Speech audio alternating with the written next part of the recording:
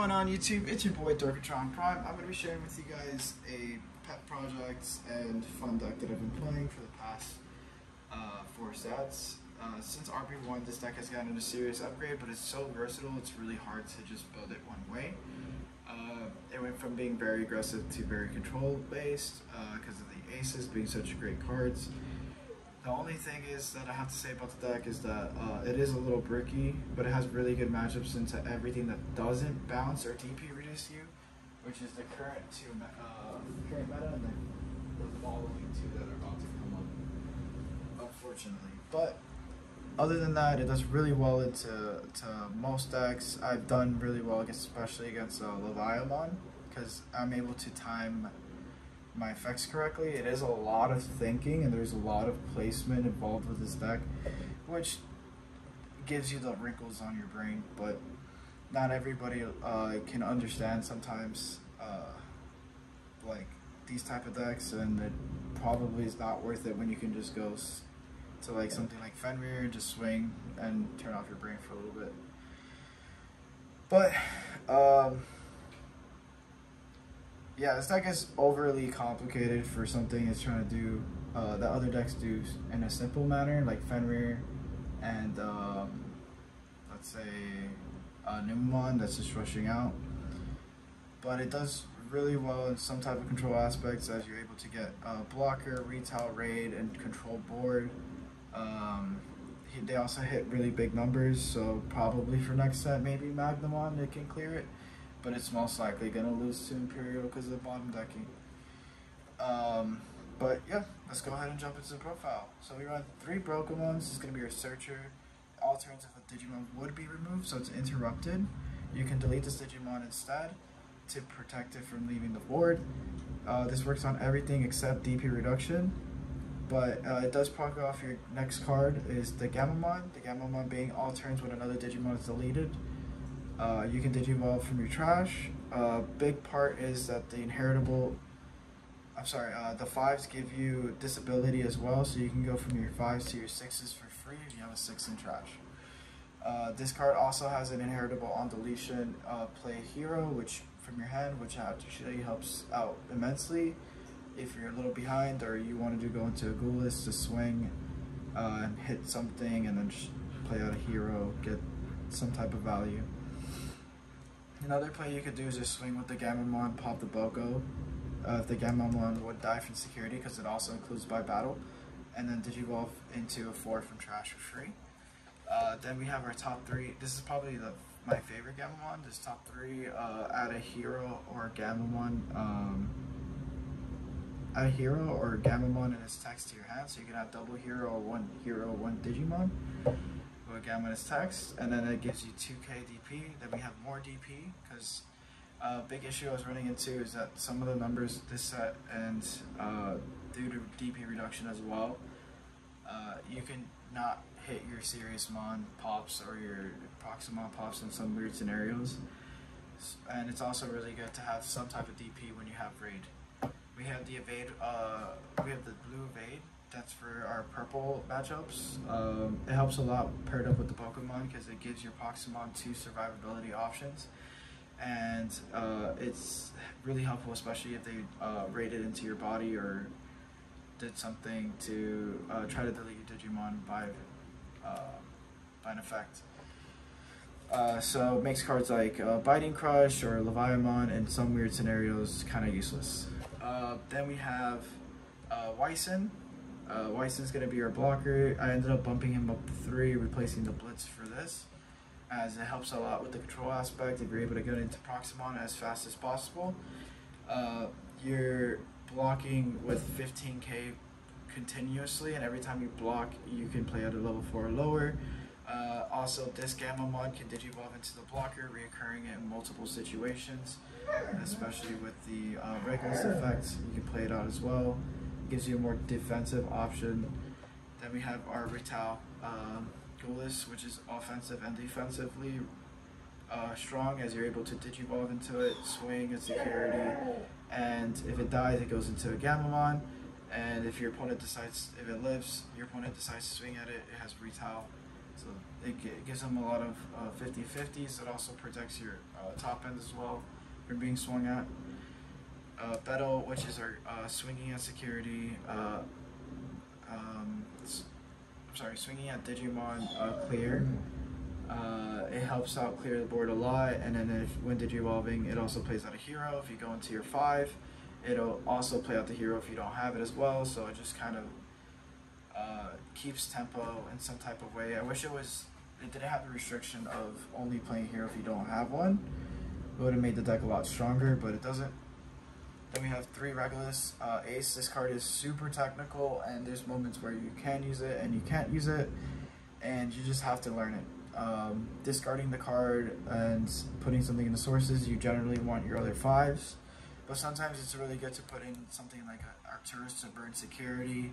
You can put in a Gammamon to gain effects, and then you play level 4 lower, so you play your Pokemon, which protects your Ace. So there's some type of value, there's permanent value in playing this card, as you delete a Digimon on board and then you play level 4 or lower, so the cost is there for the overflow. So it's a pretty strong card. You can even delete your opponent's Digimon if they're preparing an Ace. You can just Digivolve into it, delete the level 4, play level 4, and then just chill for the moment. We run 2 Reguluses, as deletions are one of our biggest issues as well. So if even if they get through your Boko and your Evade, this thing's gonna have on deletion, delete your lowest level, your opponent's lowest level. So it's gonna have them thinking a little bit more. If you also put a blocker on it, if they swing a really big body, the blocker is gonna make sure if it is deleted.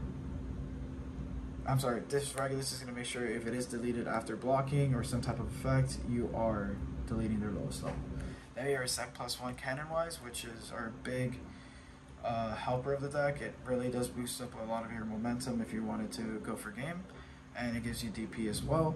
Then we have the Warping Cannon-wise at 1. I haven't really used it, but in some scenarios it does come up where you're able to just go straight into a 6 using this Cannon-wise. It's also just another target for you to put Regulus under. Then we have Arcturus. Arcturus is going to be a 3 of. It's burn security. It wins me a lot of games, especially with the control aspect of the deck, because you don't really have to touch them. But since trainings are a thing, and trainings boosts and tamers are just becoming stronger, it's good not to hit into them at moments. And this is also a really good clear. If you end on this on the board with an Evade or Pokemon, it makes sure that your opponent has to double target it to remove it. And then if they double target it, you have a possible Proximon that's going to come out. Our Serious Ace has come up a couple times where it makes it so if your opponent swings at you, you can go into it and delete a Digimon on their board. Sometimes your Serious Mon doesn't have enough DP, or you don't have Arcturus, so going into this is just as strong. And then you can also go into it for free with Gamma as well. You can go out into all the 3 6s and 7s for free, and it's pretty crazy. Serious Mon gonna be our most often. Oh, and then this Serious Mon also has all turns gain a memory when a Digimon's deleted. So if you give it blocker after Digivolving it, you gain 1 memory. And then you block, that's a second memory on your opponent's turn. It's only once per turn, so if you Digivolve into it and pass turn, it's okay, because it still does everything it needs to do.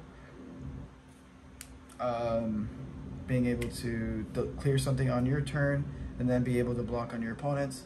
There's moments where you can just ace into this, put the blocker into sources, and then block 12k being bigger while removing a body on board.